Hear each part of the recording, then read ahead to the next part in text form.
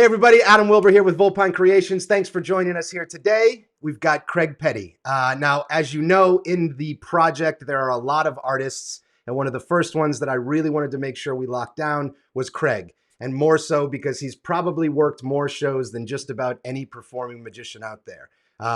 We also got his son, Rylan, who I'm sure you all know, but it's a very cool juxtaposition from a 9-year-old's performance to a professional who's been doing it for the better part of his life. So without further ado, Craig, how the hell are you, buddy?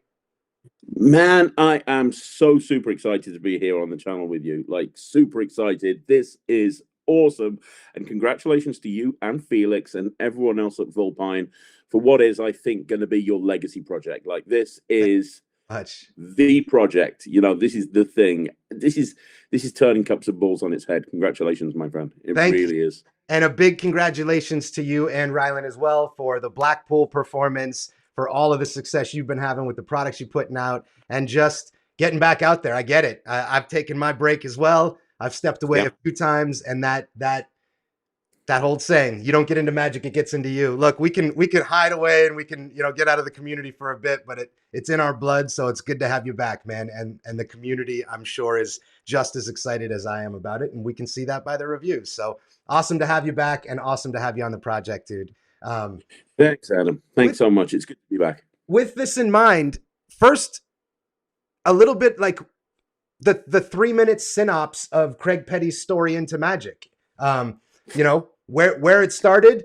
And again, I preach this all the time. A lot of people don't know the true success that you have in your magic business. They see you as a creator and this and that, but your magic business isn't promoted in the way that it would be, as a magic trick. And there's very few people who run as successful entertainment companies as you do. I'm not sure if I know any of them, but starting from what got you into it to where you are today. And again, anyone watching this that doesn't know, just do a bit of research and look at the numerous companies he has in every field of magic. And I'm not talking about booking a lot of shows as an individual. I'm talking about genuinely managing multiple talent across multiple companies and doing it while still putting out copious amounts of well thought out and good magic to the community. So first and foremost, what's the secret? Like, is there a pill you're taking, or like you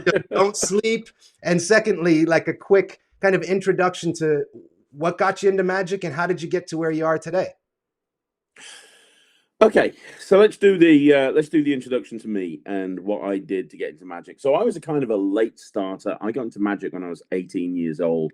I was a redcoat at Butlins, which is like this holiday park place that you can go to in the UK. And I was interested in performing, but I had no interest in magic. And then while I was there, I met a magician and I fell in love, not with the magician, with magic. And at that point, I became obsessed with the whole thing. And I went to America for a couple of years, working at summer camps in the Poconos in Strucker. No kidding. Under the tutelage of Brad Henderson. Brad was the director of magical studies, and I went. I blacked my way over there, and he was a big part of my my early career. But I just basically went to university, and all the way through uni, I did magic shows, and I did magic and paid my way doing magic. Then kind of it became a hobby as I went to do other stuff, and then came back into it. And here's the thing, I became a professional probably about 20 years ago or something now, maybe about 18, 20 years ago. And if I'm completely and totally honest, I kind of coasted. That whole period of time when I was on the Wizard Product Review, that whole period of time when I was working with David Penn, I coasted and I didn't really do that much. We talk about doing lots of shows and doing lots of gigs. At that time, I was probably going out for about 100 quid, 150 quid. And I was actually going out and, working kids' birthday parties. Nothing wrong with that. But I was dressed up as a clown. True story. I was called Specky the Clown. And I was a bit jealous of everyone else because I was looking at everyone else going out and doing their thing. And I was like, why are they getting X amount while I'm getting this amount? Why are they getting this type of gig and I'm getting this type of gig? Sure. But I didn't really care that much. And the reason I didn't is because my wife, my long-suffering wife, was a deputy head teacher of a very large primary school. And in the UK, when you're a head teacher or an assistant head, or you make good money. So she made really good money, and she basically kept me. So I was, like, she was your sugar mama. I used to just sit around and dick around all day and do nothing, and do the odd show and live off her income. And I was lazy. I was very lazy. In fact, I remember one of my proudest achievements that I've ever done was one day I managed to watch the entire season 4 of 24 in one 24-hour period. Now, it takes huge laziness to be able to achieve that. Too bad it's tough to monetize laziness. Yeah, right. Like, it's that old story, isn't it? What's the difference between a magician and a savings bond? Well, eventually a savings bond will mature and make money. And that's yeah, and that was me. And then in life, we all have that moment that flicks a switch in their head. And that moment for me, and I can tell you exactly when it was 10 years ago. And Sarah came home to me, and I was coasting by, doing the Wizard product review, just dicking around, blah, blah, blah, blah, blah. Sarah came home to me, and she said, I need to sit down. And I was like, okay, I'm sitting down. She said, I've got good news and bad news. I was like, okay, shoot. She said, well, the good news is I'm pregnant. I'm like, that's amazing. And she was pregnant with who we now know as Ryland. And she said, I've got some bad news, though. And I said, okay, what's the bad news? And she said, well, now you need to sort your shit out. She said, you need to step up and either make this magic thing work for you, or you need to go and get something else, because I'm not going back to work full time. I'm done. And at that point, I realized that if I wanted to provide for my family, my unborn children, if I wanted to give them the life I wanted them to have, I couldn't sit back and watch things happen. I needed to make things happen. And at that point, something switched in my head and everything changed. So I set up Slightly Unusual, an illusion act, where I started my illusion act, which I still do to this day. That then morphed into Slightly Unusual, the entertainment agency, which was specifically for magic and speciality acts. And again, that's going very, very strong to this day. Then off the back of that, I set up Non-Stop Kids Entertainment, which is now the UK's largest children's entertainment agency. We do, between Slightly Unusual and Non-Stop Kids, we do 15, 20,000 events a year.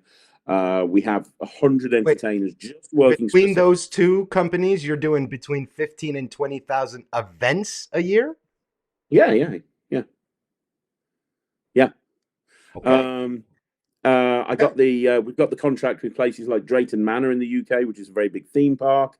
We got the contract with, we do a lot of stuff with Royal Albert Hall, lots of big corporate contracts. And we do, with Non-Stop Kids, birthday parties, with Slightly Unusual corporate events, weddings, private parties, whatever. And that all got built up over the last 10 years.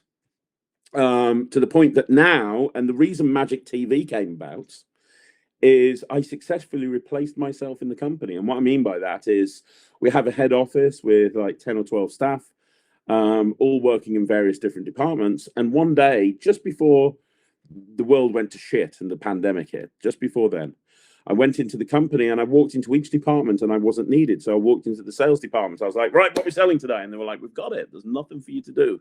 So I walked into the marketing department. There was nothing for me to do. Walked into every single department and I was told to just go home from my own company. And so I did. Out of a job. It's the dream, right? Scale your company to the point where you can walk out and start a Magic TV on YouTube if you want to, Well, that's what it was. And it was a combination of that happening and then the pandemic hit, which made it even worse for me because I was sitting at home bored with nothing to do and I couldn't even leave my house. And Ryland was always into magic, but just before the pandemic, it became ridiculous, like it was all he would do.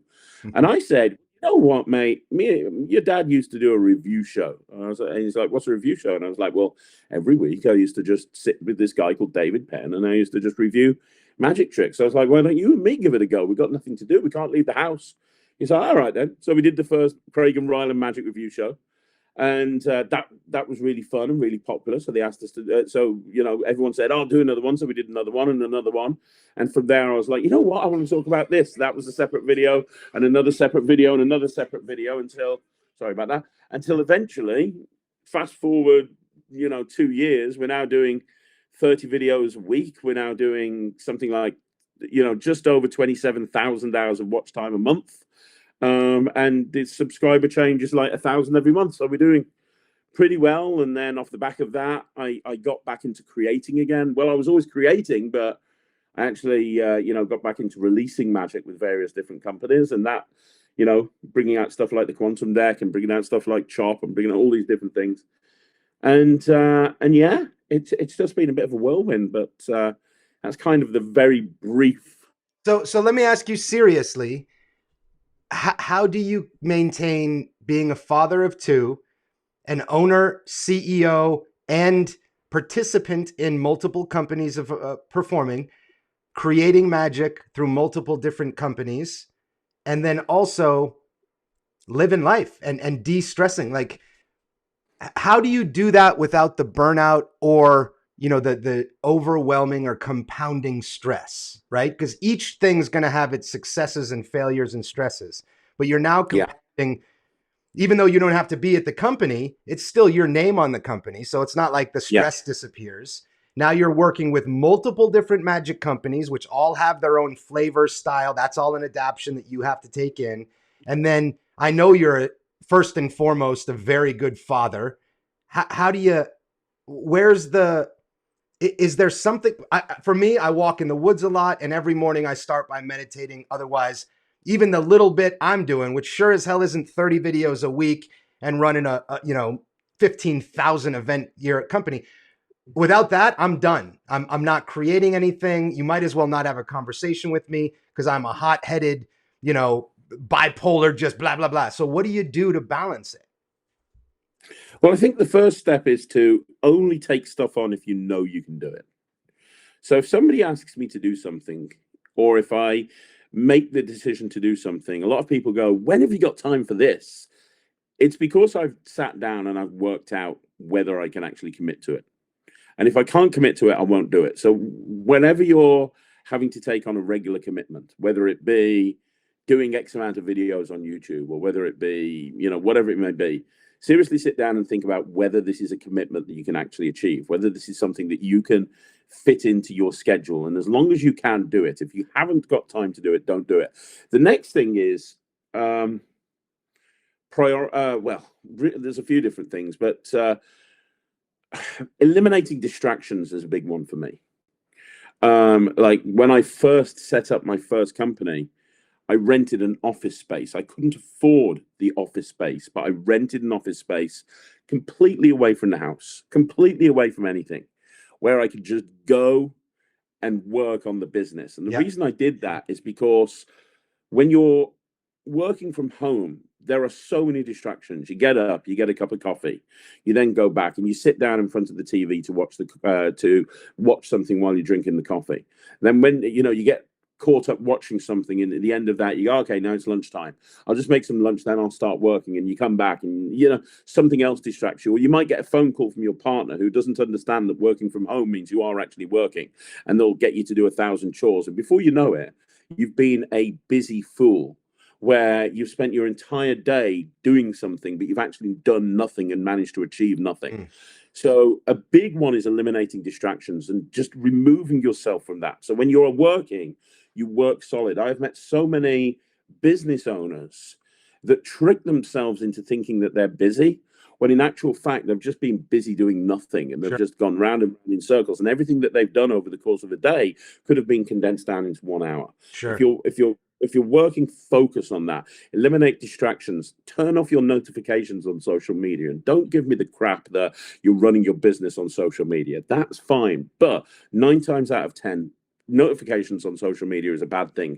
You get a notification from Facebook that takes you through to an argument that you have on Facebook. Then there's a link to YouTube. You watch YouTube, and before you know it, there's a link to Twitter. And you could spend an entire half a day just bouncing around from one social media platform to another. Have scheduled times when you look at your emails every half an hour, every hour, or whatever it may be. But eliminate distractions, and then prioritize stuff and eliminate the stuff that you can't do. There's something called a priority matrix. Absolutely. When you've got a priority matrix, basically get yourself a big piece of paper and draw a big cross in the middle of the paper, so you've got 4 quadrants. There's actually a really great app you can get right on your phone. So every day you can start your day by going, all right, what's the priority today? And it's just a priority matrix built into an app, so you don't have to have paper. We're all pretending, oh, writing down is great, but at the end of the day, no one ever leaves anywhere without their phone anymore. So why not have your daily journal, everything you need on there, and that priority matrix? When I first started playing with that and really utilizing it, it is the clarification you need to know that you're not being a busy fool. Because sometimes you'll go through a week and feel, go, man, okay, I did all this, but at the end of the week, go, is that really 80-20 of me? Like, the 80% of the energy I just spent on that week, is that going to be 20% of my goal that I'm trying to reach? And usually it's not. Usually, like you said, some guy comments on your Facebook thing and you go, well, I got to write back on that. That's part of my business.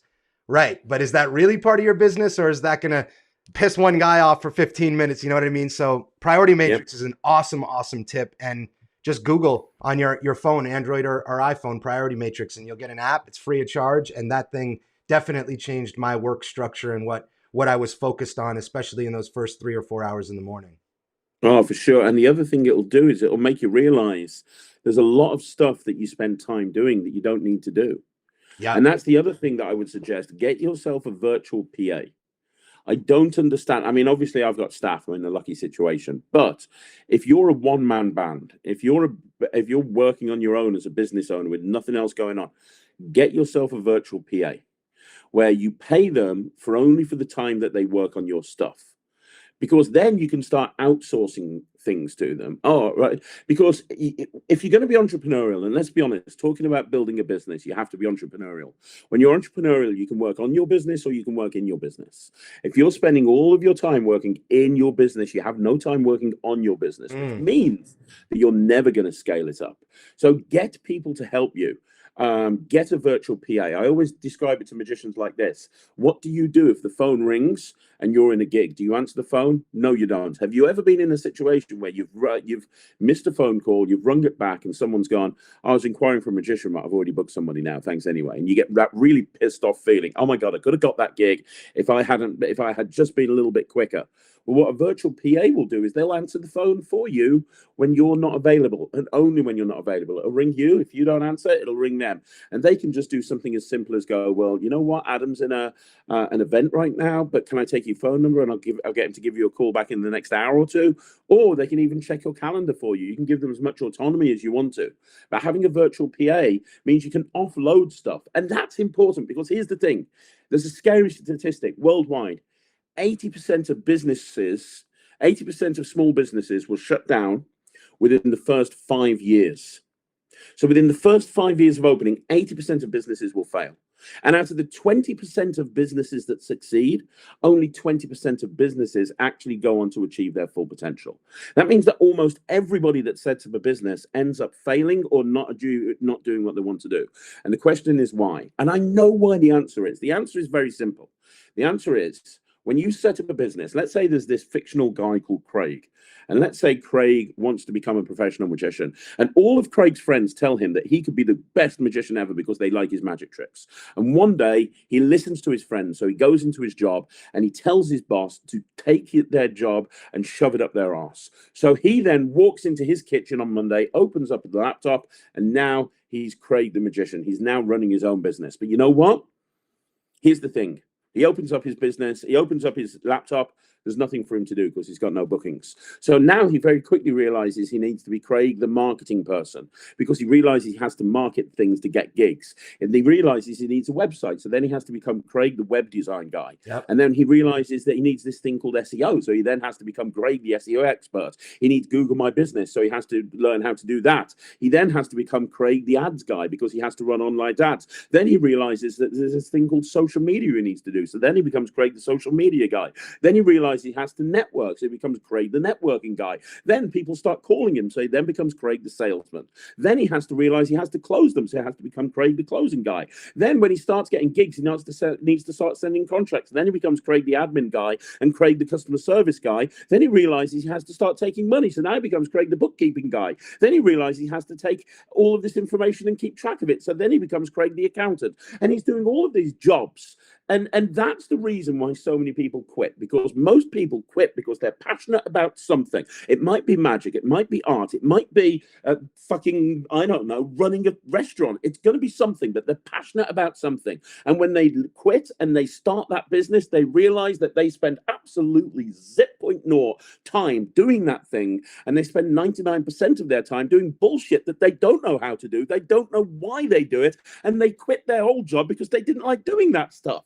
And the thing that they actually love doing now isn't even a hobby. So because of that, they don't get enjoyment from it anymore. And that's why people quit. And the only way to actually make it work for you is either one, embrace it and start to love the stuff instead of hate it, which is what I did. I started to love marketing and love sales, and I still do to this point. And I'm more likely to read a marketing book than I am a magic book these days. Or the other way is to find other people to do that work for them and outsource. Okay, I'm going to get my accountant to do that. I'm going to get my bookkeeper to do that. I'm going to get my virtual PA to do that. So you can then focus on building your business and making the business where you want it to be, so you can take one step backwards. But people don't do that. They go, I haven't got the money to outsource this stuff. I haven't got the, well, you haven't got the money not to. Don't be stupid. You have to realize that if you're going to set up a business, you can't do it with zero money. You have to put money in to make money. And if putting money in means getting a virtual PA or getting help so you can focus on the important stuff, that's what you need to do. So there you go. Well, there you go, whoever's watching this, because that was incredible and spot on. You know, like you said, two options: learn to love it, or have the money to have someone who knows what they're doing do it. You can argue with it all day, but it's fact that those are really the options. So awesome. Thank you. The bottom line is the days of putting an advert in the yellow pages is over. Have Bunny will travel. Yeah. Sorry. Can't do that anymore. Right. Well, sorry. We're gonna juxtaposition here, and we're gonna switch the question up. And I'm gonna ask, as a professional magician, started at 18, and you're what, 23 now, right? 24. Yeah. Yeah. Oh, me too. I fucking wish. Cups and balls. Is it something that you have performed throughout your career? If so, what do you love about it? What is it about the cups and balls that gets you excited? And what do you think it is about the cups and balls that gets sort of the community excited? Now, we know it's probably one of the oldest magic tricks ever, but besides that, it's still performed all over the place. It's still talked about and taught. What's your experience with the standard cups and balls? I love the cups and balls. I've done it for a very, very long time in various different shows. When I was doing virtual shows all the way through lockdown, and I'm not doing anywhere near as many of them as I am now, but when I was doing virtual shows, every single virtual show I closed with the cups and balls. Oh, wow. Really? Yeah, every single virtual show. And the routine that I've taught on the project is the routine that I was using every single one of my virtual shows. And it's a very simple routine, but it's designed to get maximum audience impact. I think that the appeal of cups and balls to lay people, which is who I perform for at the end of the day, the appeal of the cups and balls is that there's so much magic happening. I mean, there is literally, you get a good cups and balls routine, and it's almost like a really good coin trick in that there's genuinely so much magic happening. Like it's unbelievable. It's like you can have things vanish and appear underneath here. You can have penetrations. You can have transpositions. There's, good routines will have so much magic. Exactly what I stress. I'm sorry to interrupt, but that's literally the thing I think is the coolest thing about classics of magic is the fact that you can take all of the... 1 second. He's gone. Great interviewer, right? He just gets up and leaves. Yeah. So he's back. These are, now obviously there are different trains of thoughts on what encompasses a magic trick, but we could claim that there are 5 fundamentals: appearances, disappearances, transpositions, defying nature, and transformations, right? So most tricks, you make a coin appear and then it disappears, okay? Or, hey, here, sign this bill, and it's going to be a transposition from where it is now to where it's going. Very few have more than 2, maybe 3 types of magic built into them. And the ones that have 3 are usually like, oh shit, that was pretty dope.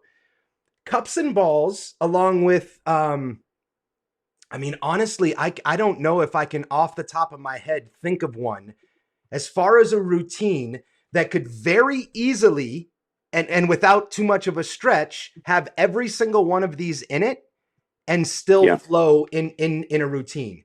On top of that, you can't just learn the moves of cups and balls, right? Because if you do, you're going to be staring down and there's nothing. You could be doing the cups and balls by yourself. So I think all of the sayings and all of the greats who said, if you want to consider yourself a magician, learn how to adequately perform the cups and balls. I think there's a lot more to that than just, it's a trick we should all know. I think they knew something. And I think what they knew was, if you can master a good cups and balls, you're now mastering everything about misdirection, everything about audience management, everything about storytelling, everything about transposition, appearance, how to tie those together. It's like a master class in close-up magic.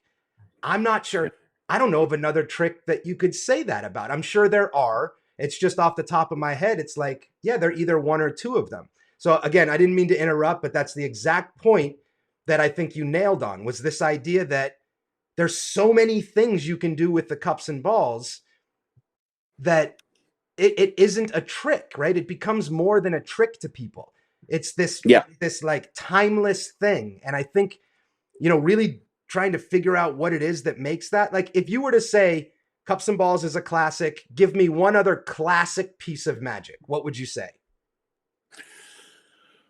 Another classic of magic, probably a well-structured coin routine can achieve something like Portable Hole by David Roth. Okay. You've got appearances, you've got vanishes, you've got transpositions. There's quite a lot in there. Defying nature with a portable hole. There's a fair amount that you could hit in that routine. Cool. Awesome. And I think, linking rings, there could be an argument for it. It's transposition, or not transpositions, penetrations, right? There's all of them could encompass silk to egg. It's a transposition, it's an appearance, it's a vanish, it's all of this. And I think to answer the question I asked you myself, excuse me, I'm going to get this interviewing thing down. But you're good. For me, it really is just this idea that it's one of the few tricks that you have to be good at a lot of things to be really good at it, right? To be really good at the cups and balls, you can't just know the moves. And it's very apparent if that's all you're doing is the moves. Exactly. And the other thing a cups and balls routine will do in that respect is it will help teach you act structure. It will help teach you transpositions from one phase to another. Transitions, thanks. How to transition from one phase to another. It teaches you all of that. And every single performer can take the exact same moves and do a completely different routine that's got the same components but goes in a completely different way. It's why there's so many different cups and balls routines. And a really good routine will add elements of surprise. Because here's the problem. We talked about a coin routine. You talk about a coins across, for example, or something like that. There's not really an ending. One coin goes across, the second coin goes across, the third coin goes across, the fourth coin goes across, end of trick. With cups and balls, there's not that. It's not that samey. First of all, the coins appear. First of all, the balls appear, then they disappear, then they go under the cup, then they penetrate. And just when people are going, okay, right, I've got my handle on this, then big balls start to appear. And in the case of copy cups and beer, then explosions start to appear and liquid starts to appear. It's like, what the hell is going on? And, you mentioned Ryland earlier on, and you talked about you very kindly inviting Ryland on to the project. Ryland's got a cups and balls routine that he's done for a very long time. And the reason he's done it for so long is because it was very important to me as a parent. One of the first things I taught him is the cups and balls. He learned that at a very, very young age when he first started learning sleight of hand. And it's a cliche that, you can't consider yourself a magician unless you learn the cups and balls. But the fact is, it's true. Ryland's an incredible magician. He's very good at sleight of hand and he's only 9 years old. But one of the reasons he is because he understands about misdirection. He understands about presentation. He understands about transitions, He understands about transitioning from one phase to another. He understands about act structure. And the reason he does is because he learned the cups and balls at a very young age. And I genuinely think that you can tell, I can watch a magician and I can pretty much tell if they've learned the cups and balls or not. Even if they're not performing the cups and balls, I can look at somebody and have a really good idea of whether they've actually studied it or not. I think I've mentored a bunch of kids in big, small, just advice or full on mentored. And if I have a kid who's clear, you know, right? They're really in. They actually want to learn this, and they put the time in. The first thing I'll give them is a set of cups and balls, and I'll give them the Tommy Wonder routine. I'll give them the Bill Malone routine. I'll give them the Michael Lamar routine and the Daryl routine. And between those four routines, there's the David Williamson. They're so drastic, and Carl Andrews as well. Between all of those, and this is a very personal opinion, I think you can learn everything you would need to know about being a close-up magician. And then they get to pick. And the beautiful thing is it's very, very hard to replicate. Like I was talking to Jonas, who's a 17-year-old, very creative magician who's also on the project. And he said, 90% of the routines are history lessons because it's so hard to come out with this and not talk about the history of it. How else are you going to justify this thing, right? This is just something that we've never seen before. So the one thing that I'd really love to see happen with the coffee cups and beans is it almost forcing people to, that's why my close friends are on this project. So it's not, that's the way to do the routine. That's the way Adam taught it. It's no, I don't like that. Or I like some of it, but I really like Craig's thing here and the way Ryland does this.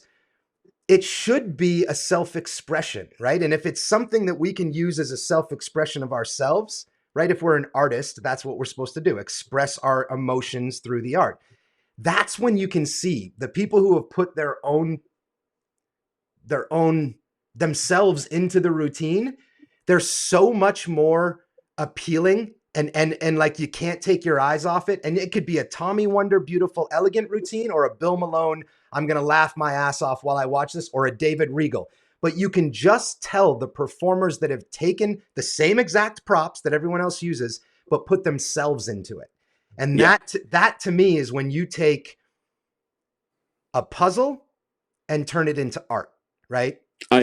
I think the cups and balls makes that really easy for people to do because there's so much out there to learn, And I think that everybody who gets the coffee cups and beans, they need to come up with it. Watch everyone else's routine, but come up with something unique. When you asked Ryland to be on the project, I said to him, you're going to have to put a routine together. I'm not helping you.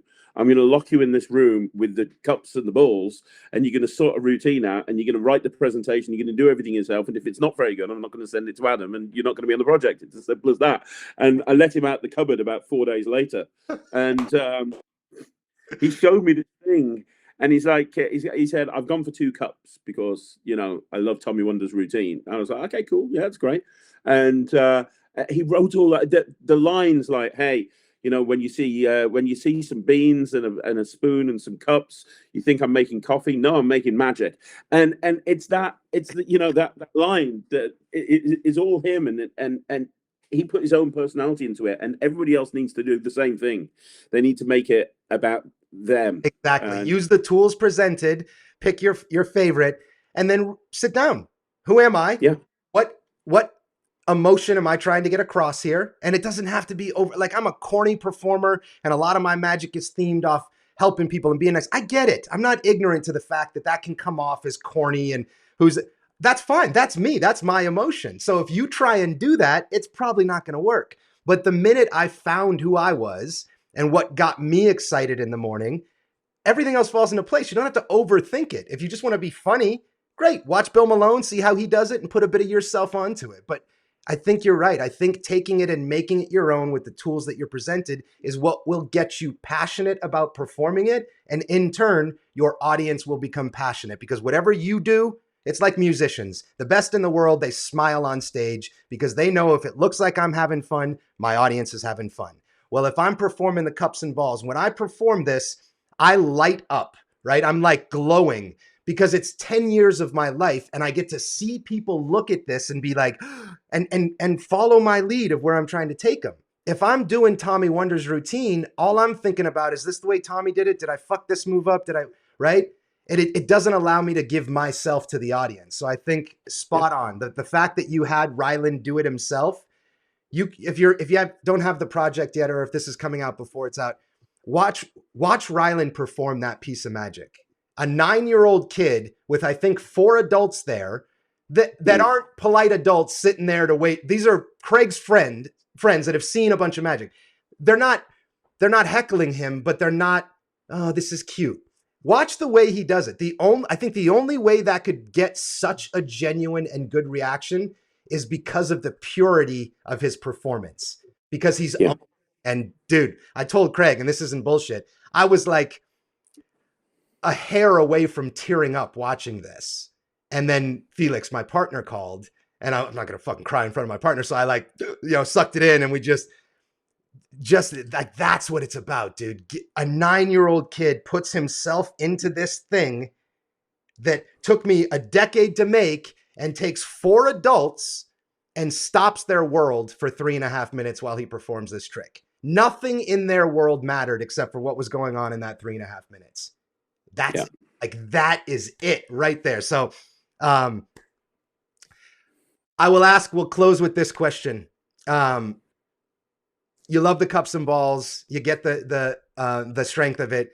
What's your, and I know you love it, we've already had lots of chats, but what's your, I'll be real, soundbite time. What do you think about the transition from the classic cups and balls to the kit that you've got, the coffee cups and beans? Well, I mean, it's needed something like this for a very long time. And I'm not the sort of person to bullshit, and I'm not the sort of person to say something if it's not true.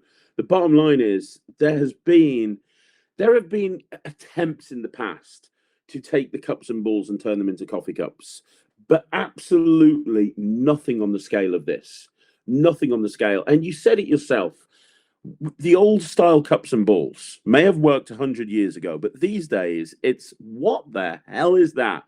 And I think that when you're doing magic with objects that people consider organic, when you're doing magic with stuff that people can relate to, then all of a sudden it becomes way more powerful. It becomes what, and everybody knows what a coffee cup looks like. Everybody knows what a spoon looks like. Everybody knows what a coffee bean looks like. It's taking that classic of magic that just works and just making it way more relevant for today's audiences.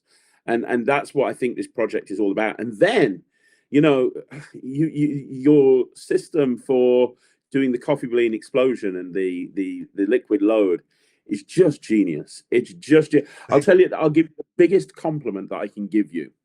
One of my favorite magicians is Tom Stone.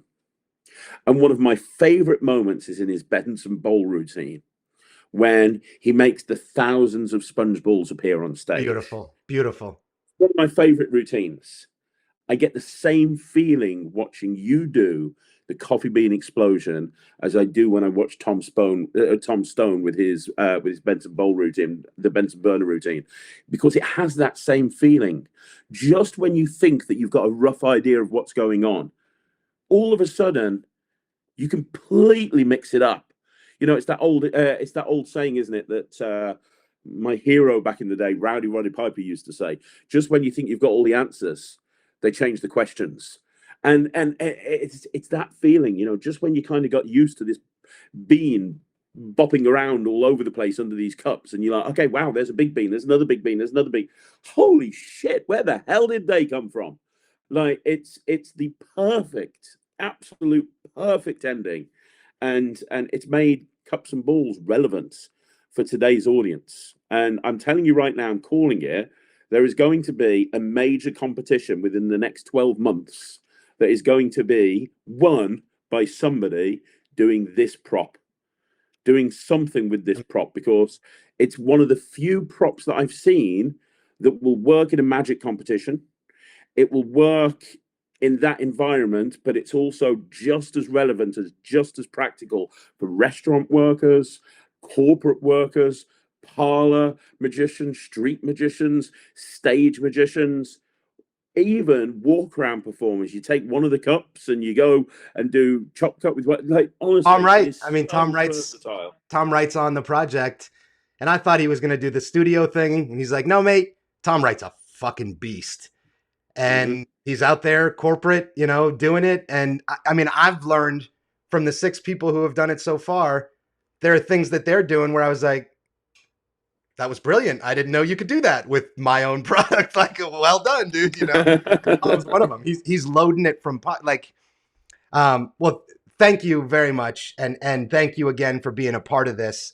You know, it would be cool to have the set and my routine, but you know, having people that I admire and trust and respect, being a part of it, it took it from cool to what I'm hoping is just sort of the pinnacle for the Cups and Balls for the next 5 or 10 years. So without you guys and you specifically, no, I'm sorry, I can't see. And I was speaking to your friend Lloyd Barnes the other day, and I said to him, I cannot see this project being improved. I can't see anybody else bringing anything else out to do with Cups and Balls that's going to touch this. When you take into consideration the relevancy of it, the quality, how the quality of the instructional tutorials, the depth of the project, the way that you've developed all of the lightning fast magnet final load thing, all of this stuff put together, I can't see anybody else ever coming close to even touching this. As far as I'm concerned, game over. You've shut the door on anyone else ever trying to do the Cups and Balls again. All we can hope for, I'll take if there's anybody else out there, if there's anybody else out there that's trying to bring out a Cups and Balls, the best they can hope for is that you and Felix drop dead in some sort of horrible accident, and Vulpine shuts down, and that's the only way that something is going to come out that's going to touch this. Because as far as I'm concerned, it's been shut down with this, and nothing is going to come close to touching it. I will take that. I will close on that. And thank you again, dude. Thank you. And thank Rylan from the bottom of my heart. Thank you for some time here. We're going to be doing a couple more things with Craig in the future on the channel. And obviously, if you're not following his channel, you should be. What is it? Just Magic TV? Is that what you call it? Magic TV with Craig Petty. Magic TV with Craig Petty. I'm sure you're already watching it, but if you're not, wake the fuck up and go subscribe. So again, thank you for being here. Thank you for your time. Craig, thank you. And as always, my friends, until next time, onward.